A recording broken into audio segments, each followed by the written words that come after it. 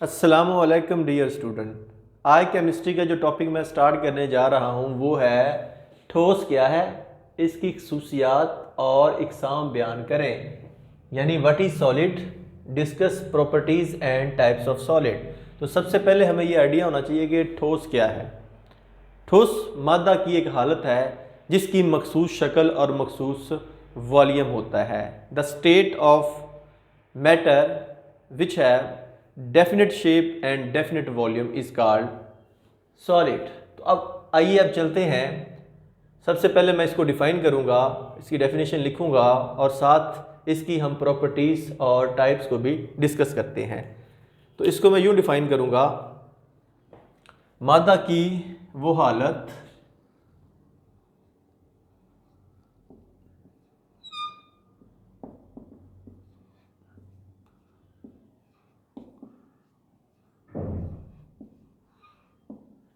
जिसकी मखसूस शक्ल और वॉल्यूम हो।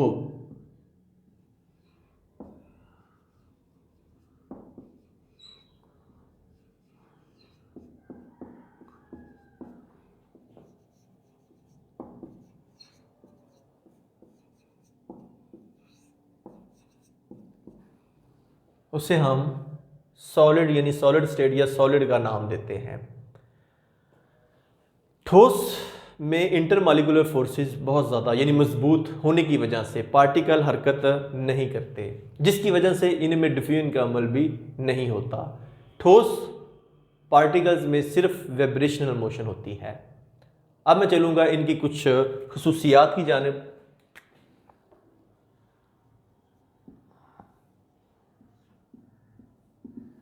खसूसियात में जो हम डिस्कस करेंगे अब वो नंबर 1, मेल्टिंग पॉइंट।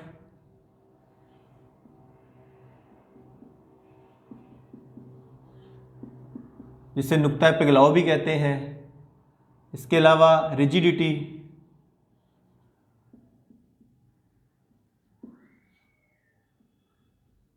और नंबर तीसरे पे हम डिस्कस करेंगे इसकी डेंसिटी यानी कसाफत को भी। तो सबसे पहले हम बात करते हैं मेल्टिंग पॉइंट की। वो टेम्परेचर जिस पर एक ठोस पिघलना शुरू हो जाता है और माया हालत के साथ डायनामिक इक्विलिब्रियम में होता है। यानी कि इसको मैं यूं भी अगर ज़ाहिर करना चाहूँ तो डायनामिक इक्विलिब्रियम की फॉर्म में सॉलिड से लिक्विड और लिक्विड से सॉलिड।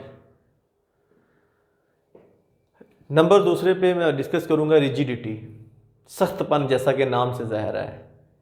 ठोस के पार्टिकल के लिए मखसूस जगह होती है और हरकत नहीं करते। ठोस के पार्टिकल्स हरकत नहीं करते बल्कि मजबूत इंटरमॉलिक्यूलर फोर्सेस की वजह से एक दूसरे के साथ एक ख़ास तरतीब से जुड़े होते हैं, इसलिए ठोस सख्त यानी रिजिड होते हैं। इसलिए इस खसूसियत को हम कहते हैं rigidity.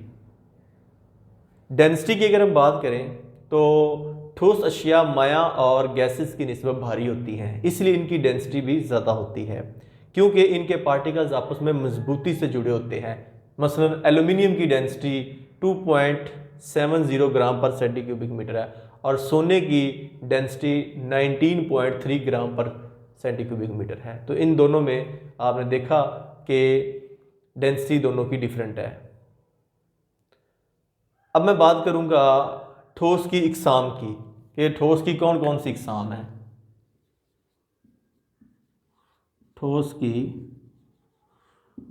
इकसाम, types of solids, basically दो इकसाम है। नंबर 1 एमॉर्फिस सॉलिड, एमॉर्फिस मॉर्फिस ठोस, और नंबर 2 है जी क्रिस्टलाइन ठोस।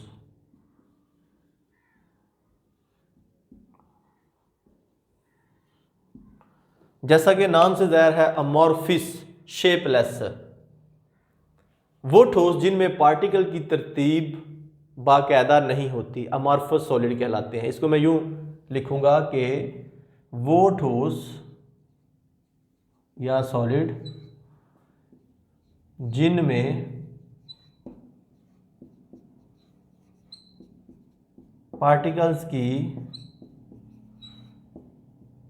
तरतीब बाकायदा नहीं होती।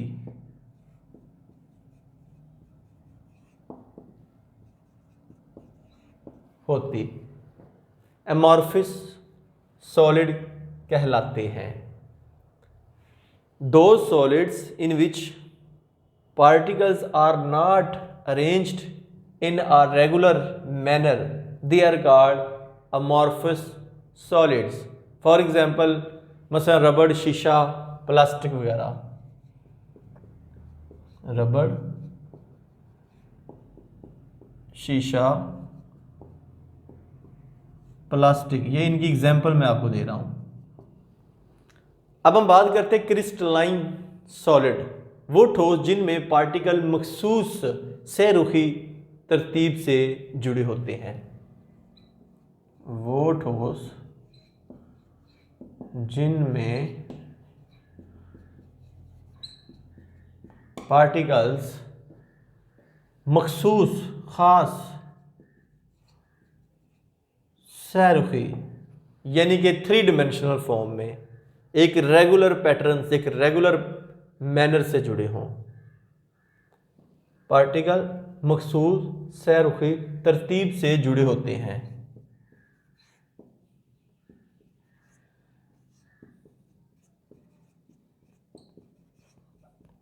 उसे हम क्रिस्टलाइन सॉलिड का नाम देते हैं, मसलन चीनी, सोडियम क्लोराइड वगैरह।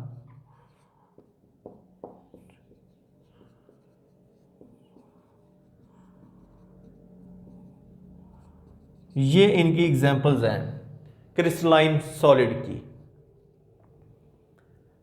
तो मैं उम्मीद करूंगा कि ये टॉपिक आप बड़ी ही आसानी के साथ सीख चुके होंगे। बड़ा सिंपल टॉपिक था। और अगर आपके जहन में फिर भी कोई क्वेश्चन हो तो इस वीडियो के नीचे जो कमेंट बॉक्स है वहाँ पे अपना क्वेश्चन आप पुट कर सकते हैं।